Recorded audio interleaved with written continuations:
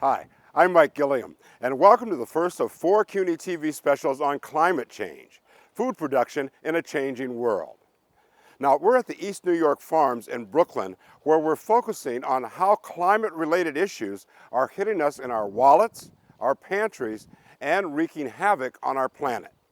Bad weather, food production, climate change, and human consumption are all morphing together around the globe these days, creating a more and more deadly environment. Hurricanes, floods, severe winters, extreme heat and droughts, and countless wildfires all seem to be occurring more and more frequently around the globe, and that could play a major role in food production. To see the changes, Jack Algier of Stone Barn Center for Food and Agriculture in Tarrytown says, just look to the Midwest over the last 20 years. What was such a consistent grain model that came out of a perennial grassland is now falling apart year after year. Massive droughts, huge floods. That wasn't happening before. And that's affecting the growing of crops around the world and right here in our own backyard. A lot of what we are used to, the kind of regularity and consistency of a lot of areas like California or the Midwest, are becoming very invariable. And that's going to be a big problem for us because we have to find a way to balance that. The experts say this will impact each and every one of us. Food prices are going to go up, and that means that people in cities who aren't directly affected by those storms are going to be affected in the supermarket when prices are higher and higher, making it more difficult for them to feed their families. At Stone Barns, they control about 300 acres of grazing land. It's a fully functioning farm where they grow crops inside and out and have numerous animals while looking at farming in a kind of holistic way, not growing animals on feedlots. One thing they are trying to do is lower global warming by focusing on something called carbon sequestration, keeping carbon in the soil instead of releasing it into the atmosphere. This past year alone, we sequestered about 50 tons of carbon extra just by the application of cattle on the land itself. That's real data. This is animals eating grass, massaging the soil with their hooves, changing the plant biodiversity, changing the capacity for that ground to absorb water, to improve the ecosystem for insects, to break down the manures and to turn that manure back into soil carbon. We need to invest in agroecology, in growing systems that nurture the soil and make the soil able to store carbon. Those are techniques like no-till agriculture, moving away from the use of synthetic pesticides and fertilizers that require lots of carbon to produce and that ultimately degrade the soil. There are varying environmental attitudes about the role cattle play in carbon distribution. You'll hear later in this program about gas emissions, but these scientists think there's hope in what cows do to our earth. When many people think about the effects of climate change on our food supply, they think of destroyed crops. But it can go a lot further than that because climate change also affects our food distribution. When Sandy hit, we were actually lucky it didn't wipe out the Hunts Point market, which is at sea level. Still, the storm took a toll. Food distribution system throughout New York, the trucks that bring food to supermarkets, the supermarkets themselves were in many cases inundated with floodwater, and that disrupted food access throughout New York City, making it harder for people to get food. In the meantime, the experts say now is the time for action. The message is we're all part of the food system. We can't just rely on a farmer or a chef to solve this problem anymore because we're, as a consumer group, myself included, we're steering the ship. In our region, food producers are facing unique challenges brought on by climate change. Our Elisabeth Kovitz has more on how local farmers are dealing with these changing weather patterns. Every Monday, Wednesday, and Friday, farmers from around the tri-state region gather here to sell the food that feeds New York City. But these days, climate change has made farming Well, unpredictable. This year is wet, there's plenty of rain. I have no idea what next summer is going to be like. There's no looking through an almanac and seeing an average and applying that average to the coming year. Temperature-wise, water-wise, ferocity-wise. A frost used to come around September 15th. That's a date my father would plan to stop expecting crops at. By contrast, I expect stuff till October 15th. There's really no trustworthiness to it, and the idea of seasons is kind of a joke. All bets are off. And in the middle of all this unpredictability, the storms in our region are becoming more dangerous. We used to have rainstorms where the rain would come down and you could listen to it and enjoy it, and now everything is a potentially catastrophic world-ending event. With the rainstorm that we had a few weeks ago, we got several inches of rain followed by severe wind, which took corn, which was this high, and completely flattened it down. Luckily, I have amazing people who work on my farm, and they went in and harvested off the ground. And that's not a typical event for a farmer to have to deal with. Raccoons, they rip ears of corn off plants, and you can deal with the raccoon at a time. But, 55-mile-an-hour winds in late August, and when you're 50 to 65 miles inland, it's pretty crazy. On Sycamore Farms, Smith does his best to innovate, but the problems of climate change loom large, and like a lot of farmers, Smith has questions and concerns. I would be curious to know what the trends are that are bringing more water to our area, because they're not all storm-based events. We can read them coming across the map and they keep hitting us over and over again. I'd like to know what is affecting that track of moisture that's diverting it from the desert from the southwest and putting it generally in the northeast. I don't understand those weather patterns enough, and I'd like to know what will exacerbate that or what will maintain it. Turns out CUNY can help with that. Professor Jimmy Booth of City College had this to say. It's a terrific and interesting question. When you're looking at satellite images of clouds or animations of the radar for the contiguous United States, one can get the impression that there are storms that are passing from the southwest of the United States up over towards us. And while it's true that the winds, like the jet stream, can make that sort of passage, the moisture, a lot of the water vapor that would be falling in the southwest would never be able to make it over to the northeast because of the Rocky Mountains. The storms that affect us a lot in the northeast are usually storms that develop over the Midwest and then merge with another storm that's coming up the coastline. It's not often, but in these rare cases where you get mergers between two existing storms, that's the recipe for real problems in terms of giant rain events. Understanding the storms and predicting their occurrences can help a farmer prepare.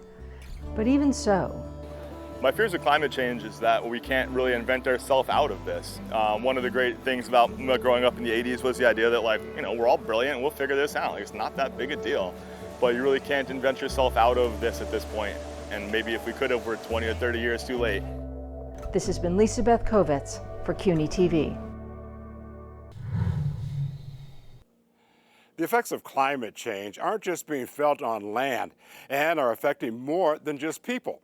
Our Andrew Falzon explores how climate change is altering fisheries here on the East Coast and around the world. In the case of commercial stocks, there's an indication that climate is causing the change, very, very rapid shifts in either distribution or productivity. Dr. John Manderson is a PhD field ecologist on the front lines of not just ocean research, but fishery management, the science of making sure that there are enough fish to harvest from the world's oceans. A pretty important task, considering that the World Wildlife Fund reports that worldwide, 3 billion people rely on seafood as their primary protein source. And the way to continue to feed people based on fish is to shift away from the losers to the winner stocks. But winner or loser, the ocean is still in flux because of climate change, and winners could become losers. So there are a lot of difficulties in assessing this, but we've known and been able to measure the impacts of changes in climate and to attribute it in climate. We've been able to do that well since the late 1990s. Tony DiLernia is the founder of Rocket Charters, a recreational fishing charter on the East Side. Before that, he was the director of the maritime program at CUNY's Kingsborough Community College. He recalled a conversation with a NOAA researcher in the 2000s. I said, it looks like the stock has shifted significantly. And he said, well, that's a good research concept. And they did some research, and next thing I know, they publish a paper that states that the summer flounder stock, the center of the summer flounder stock, has shifted northeast about 250 miles. In general, we're seeing shifts of animals towards the north and east. And in general, we're seeing animals move to deeper depths where there are cooler temperatures. That's because fish are very particular about the water conditions they need to survive, including temperature and pH. The change that we've been seeing in the ocean have been happening at rates about 10 times faster in the ocean than on land. I've been told by physicians that if the pH of our bloodstream has changed, the pH of the ocean has changed already, we would be dead. Ultimately, if you need cold water and productivity, you're going to run out of planet. The changes have affected fisheries on the East Coast so much that DiLernia helped get the New York State Attorney General to sue NOAA, the federal agency that manages federal fishing quotas, over New York's flounder quota, which is based on data from the 1980s when flounder lived further south. The species has migrated north because of climate change, but some southern states still have very large quotas for the flounder that no longer live there. They catch the fish off of Long Island, and then they steam all the way to North Carolina to offload them. Talk about a carbon footprint. And according to Dr. Manderson, it's not uncommon for regulation to lag behind reality. If you can speed up the science, then if you can speed up the governance process, you will still be able to have sustainable fish on the table as a food source. The New York AG's lawsuit is still pending in federal court. Meanwhile, scientists and fishermen are holding out hope that regulation can catch up to reality in the oceans. I'm Andrew Falzone for CUNY TV. Climate change has a major impact on our ability to produce food. But in turn, our food production has a major impact on climate change. And as our Ari Goldberg shows us, meat production is at the forefront of the issue. Animal agriculture is probably the biggest component of agriculture's contribution to climate change. The way that we raise our animals, how we feed them, the animals themselves, and then of course subsequent processing of the animals, transport, all of these things contribute to agriculture's greenhouse gas footprint. Sonali McDermott is a climate scientist at NYU. She contributed to the recent IPCC report on climate change. The IPCC, Intergovernmental Panel on Climate Change, is the authority when it comes to climate research, a collaboration of scientists from all across the globe who advise the United Nations. Last month, the Intergovernmental Panel on Climate Change released a deeply alarming report. The report is indeed a code red for humanity. One of the big findings coming from the report is the importance of moving towards more sustainable farming systems, limiting greenhouse gases from agriculture. These things are critical to achieving our climate goals. And also that dietary change, the movement towards more sustainable diets, which heavily leans on plant-based diets, is going to be a critical component of reducing the climate footprint of agriculture and land use. But how does farming create greenhouse gases? While fish, poultry, and pork all carry some carbon footprint, the biggest culprit by far is cows. So the two main ways that animal agriculture contributes to climate change is both in the gases that the animals produce. People often like to say cow farts, but it's really cow burps. And then the other biggest contribution outside of the animals alone is the feed consumption. So the crops that we grow to feed them and all the inputs that are required for those crops, the land they take up, and also grazing and land conversion from forests or other landscapes to grazing, to pasture. Simply put, raising cows, both dairy and beef, is kind of a perfect storm for climate impact. They take a uniquely massive amount of land and resources, and they also have a uniquely problematic digestion, producing methane, a more potent greenhouse gas than carbon dioxide. And with the global demand for meat on the rise, the call for new alternatives is stronger than ever. There are so many meat alternatives. There are new sources coming online that are a little bit more technology driven. So we think about things like Impossible Burger or Beyond Meat, for example, Impossible Foods. These are taking plant-based products and making them recognizable to meat eaters, people who are interested in having those hamburgers and those processed meat components. While there are other routes, from insect protein to lab-grown meats, it is these plant-based meat alternatives that have become the most visible and accessible meat substitute on the market. But just having an alternative isn't going to change things if it's not the norm. But McDermott is hopeful for the future, that with the right push, plant-based meats can become a major driver in the fight against climate change. I think it's actually, from an economic standpoint, if allowed, right, with the help not just of the government, but with industry and private-public partnerships, I think it could be a wonderful area for entrepreneurs, for that kind of industrial American spirit to help get into the upscaling of alternative meats. And so I think it has a very hopeful future economically. I'm Ari Goldberg for CUNY TV. While innovators work to find more sustainable ways to produce food, another major problem contributes to climate change.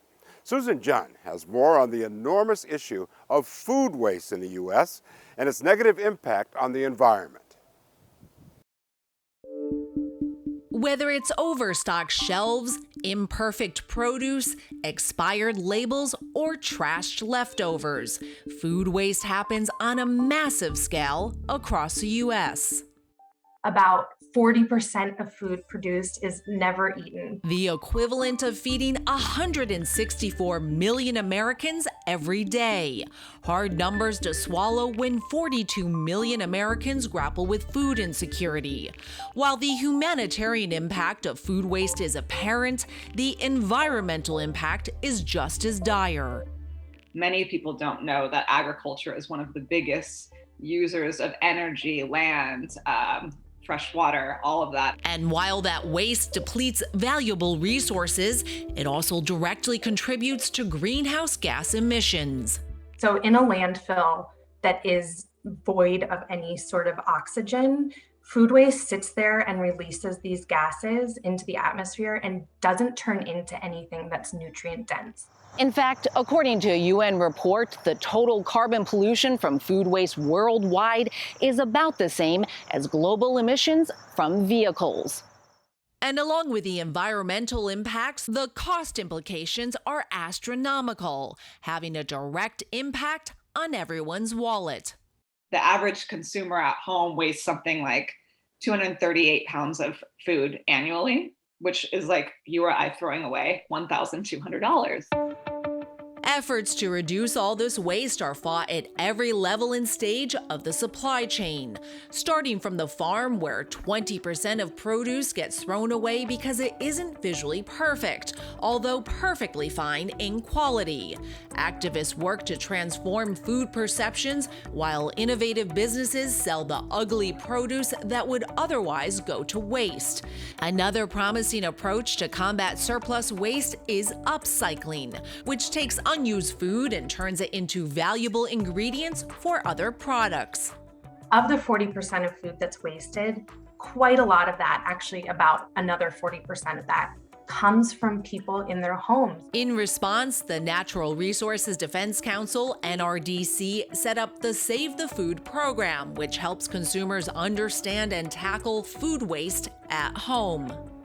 Date labels are a big contributor of consumer food waste because they're actually not federally mandated. Which means food that's labeled expired often has a longer life.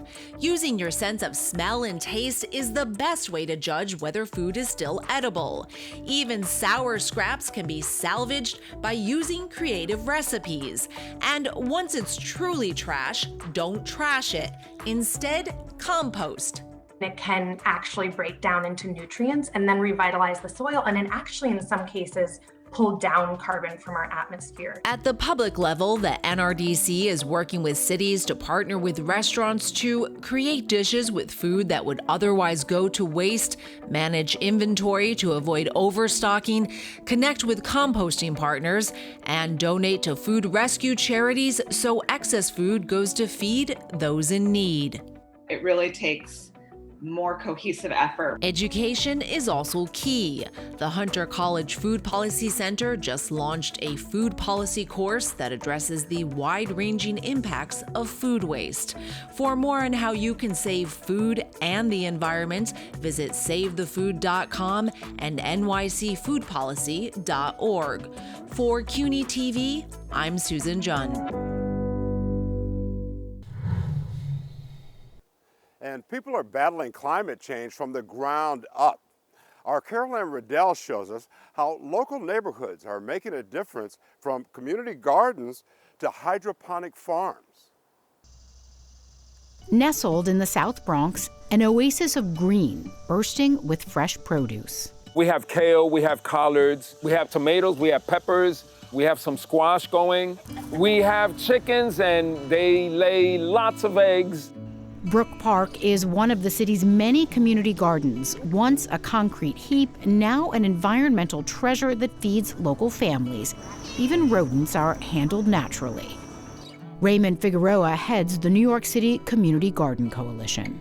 We also at this community garden have localized energy production. We also have localized water catchment systems. We harvest rainwater and water our plants. Community gardens are really ecological centers, ecological hubs of resilience.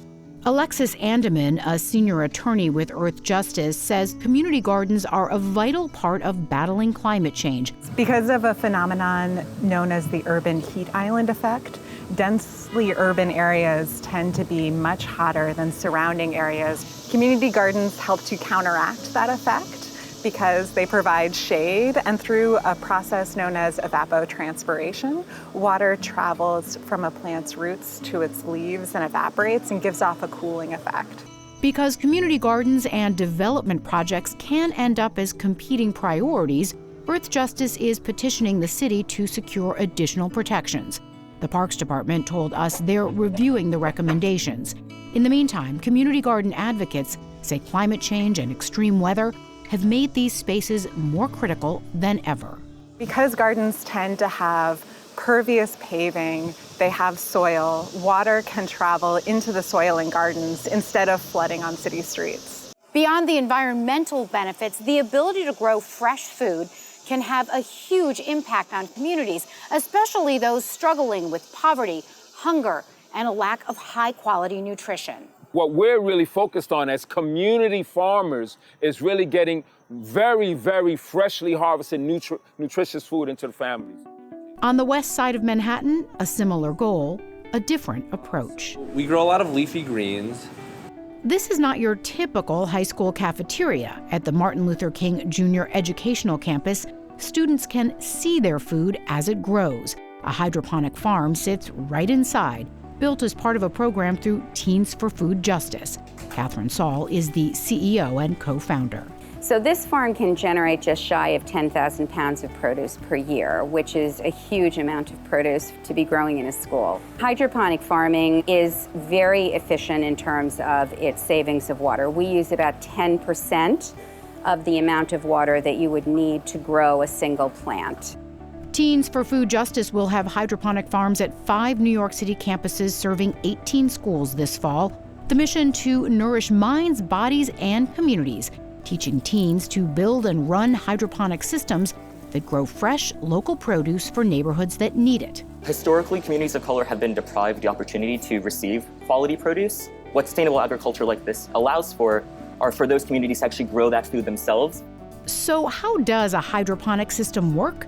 At the bottom of every hydroponic system, there will be a reservoir that's filled with water that's constantly recirculating and getting pumped to the top of the system and then filtering down throughout. So that's what we're getting at when we say that there's 90% water savings. What we eat and how we grow it. All food for thought when it comes to protecting our planet.